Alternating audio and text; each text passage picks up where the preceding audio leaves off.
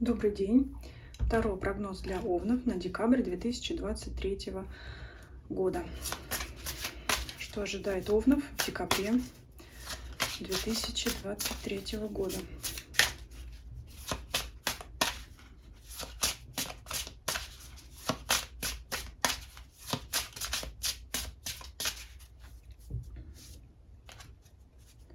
Итак, основные моменты, атмосфера месяца. Колесо фортуны выпадает.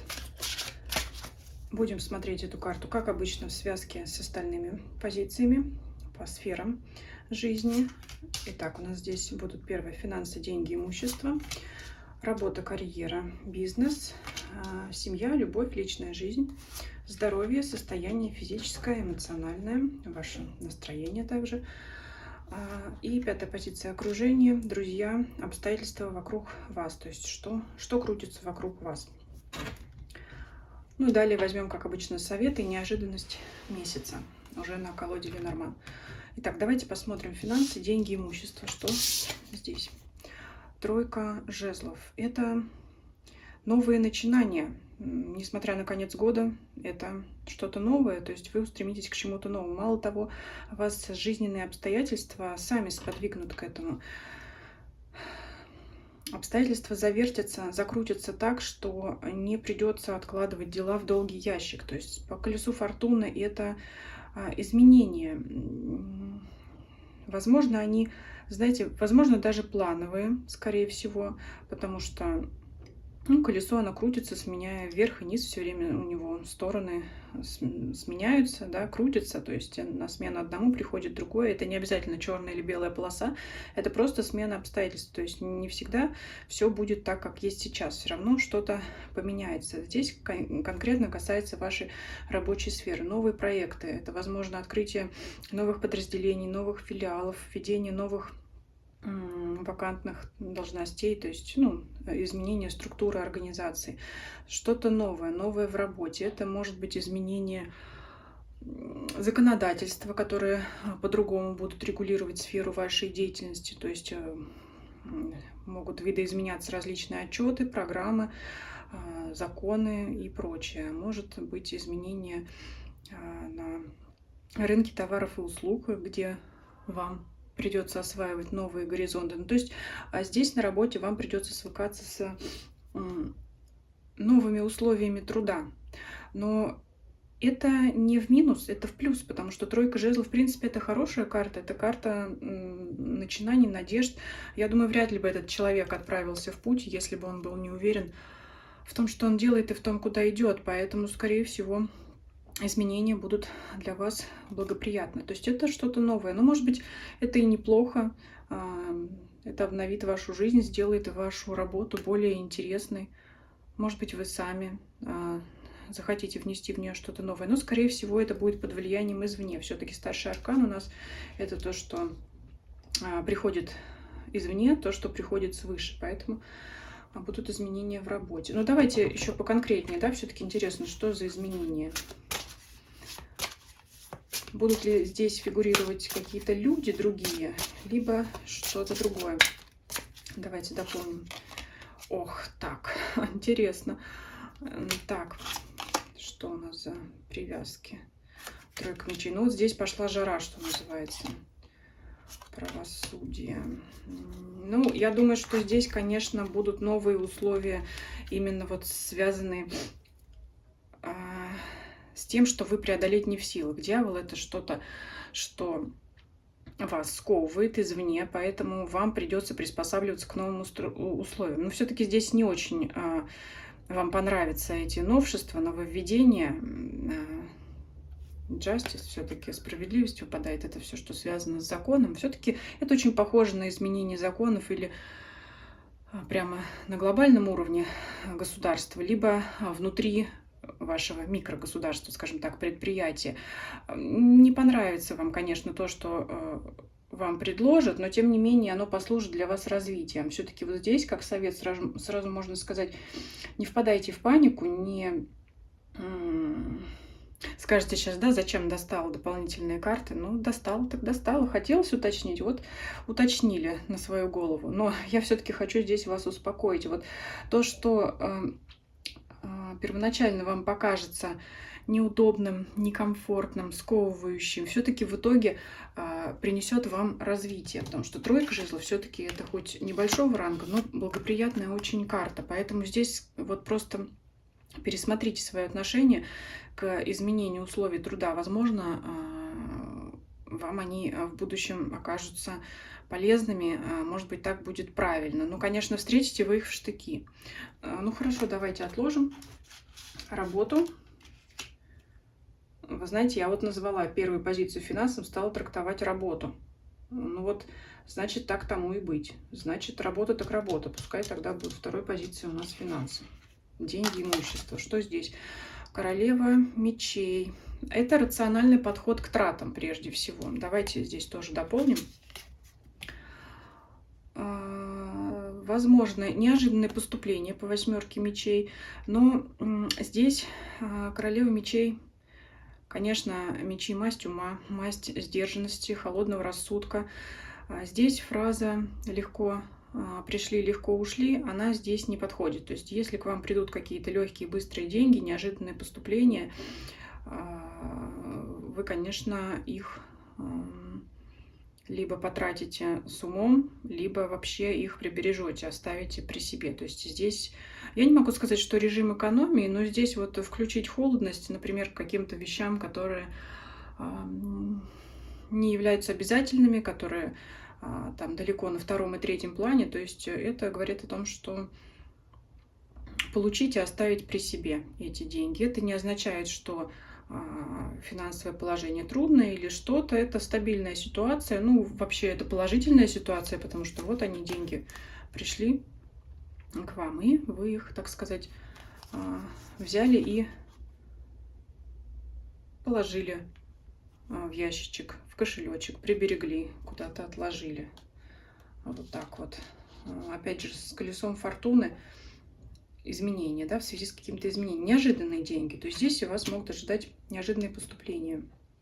Вряд ли это увеличение вашего дохода, дополнительные источники, но какие-то деньги вот поступят, о которых вы, может быть, и не подозревали, да, или, может быть, забыли, да, вот они вернутся.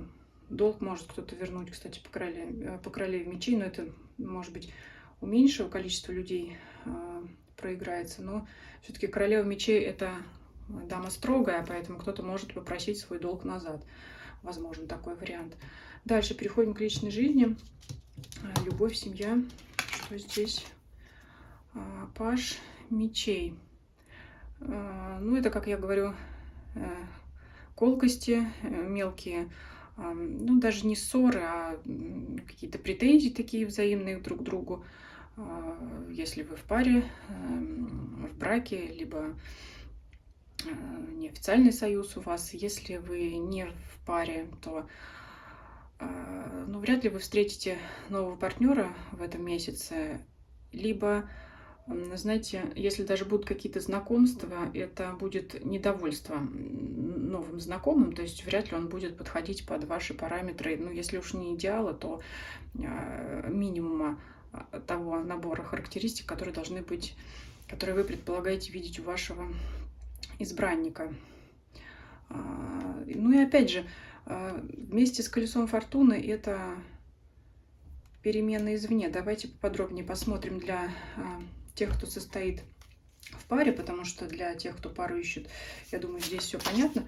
А вот для тех, кто в паре, это явное изменение в настроении друг к другу. То есть здесь я вижу претензии друг к другу. В чем они заключаются? Карта мир. Сейчас я ее закрою, потому что у нас здесь некоторые карты такие. Карта мир. Вот так вот покажу. Ну, то есть на смену гармоничному существованию по колесу фортуны у вас вдруг приходят вот взаимные упреки. Ну, здесь просто, знаете, временное выяснение отношений, потому что, конечно, старшие арканы, они, тем более мир, гармония, они перебивают. Это все временно будет, да. Что-то будет такое, что-то будете выяснять, Скорее всего, на бытовом уровне, потому что это паж. Ну, знаете, что-то такое, кто-то забыл за собой помыть посуду, кто-то дверь не закрыл, но это все мелочи, это просто будет настроение такое, видимо. Поэтому все это гармонизируется и нормализуется. Давайте перейдем на... Я называю это позицию здоровья. Я не имею медицинского образования, поэтому я ее буду трактовать как либо ваше эмоциональное состояние, либо какие-то общие такие недомогания, если они будут. Поэтому это будет все информация общая. Шестерка пентаклей. Все тут со здоровьем нормально.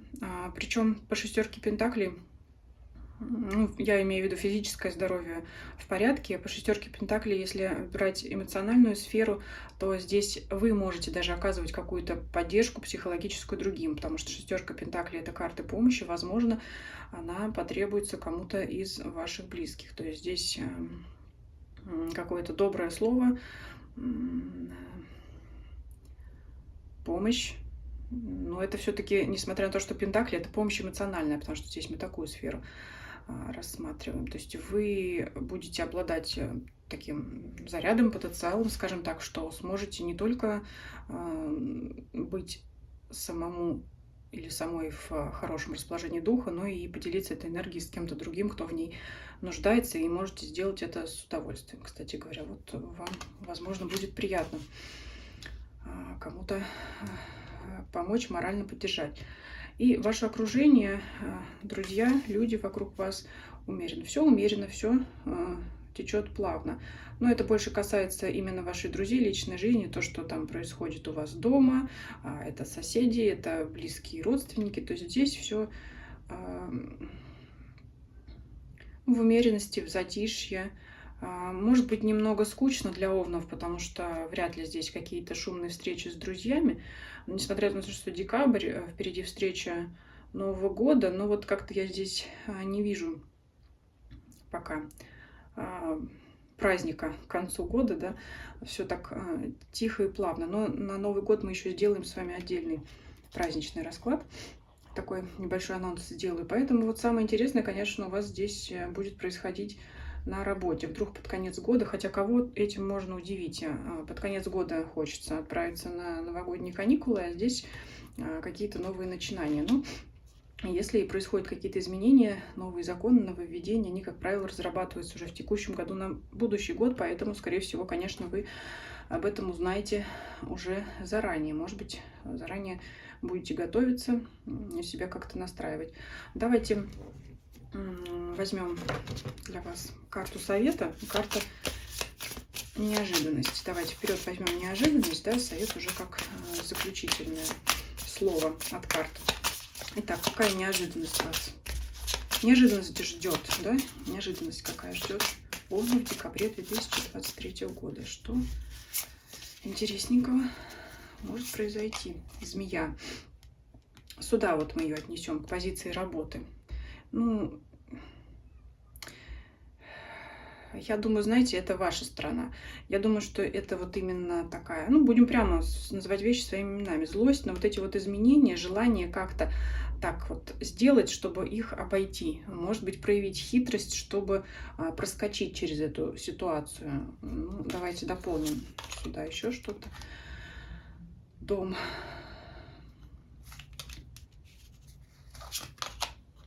Луна. Ну, дом — это наши корни, наше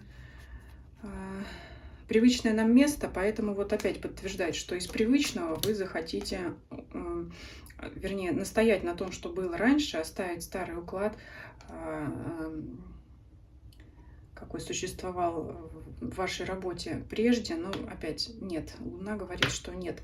Луна — это внутреннее, это знак того, что вам все-таки придется свыкаться с новыми обстоятельствами. Вот здесь это для вас, конечно, ключевое.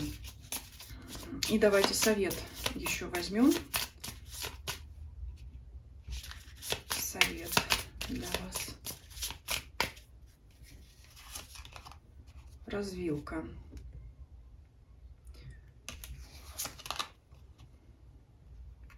принимайте решения сообща с другими людьми, с вашими коллегами. Если вы работаете один, то с вашими клиентами. Вот это все по поводу того, что, ну, совет к чему может относиться? Конечно, к проблемной сфере, остальные мы не трогаем, потому что там более-менее все в порядке. Поэтому совет, он, конечно, идет в ту сферу, которая у нас наиболее ярко здесь проявлена. И поэтому вот здесь совет вам: не боритесь в одиночку.